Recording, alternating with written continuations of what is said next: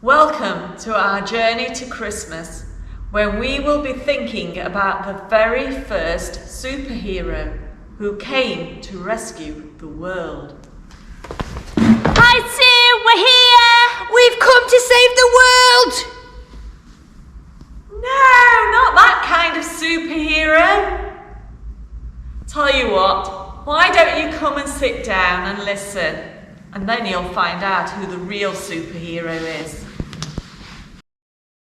Over the next 4 videos, we're going to be going back in time to the Old Testament, to a man called Isaiah, who God spoke to and told him that he would send a rescuer for the world. And then we'll journey with Mary and Joseph as they go towards Bethlehem.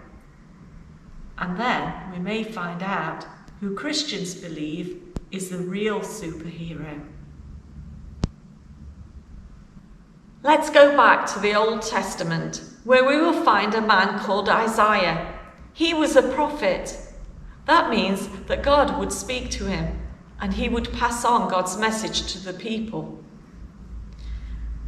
Usually God told him things that would happen in the future, but he also told him that he loved his people, even though they did bad things. These prophecies encouraged the people. They felt loved and cared for, and knew God was with them.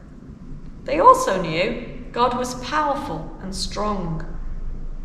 God always kept his promises. Whatever he said would happen in the future. One day, God told Isaiah that he would send a rescuer to earth, a king, someone who was perfect, that would take the punishment for all the things we do wrong. He would bring the people closer to God. He would be a light for the whole world, bringing good news to everyone, and there would be no more pain or suffering. Isaiah wrote the words. God said, "For a child is born to us, a son is given to us.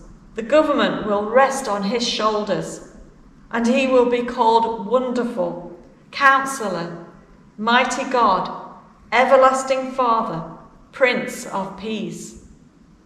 But how would this rescuer arrive?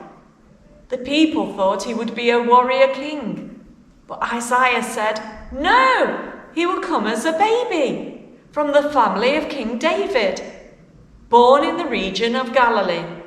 He would serve others, but would be rejected and killed.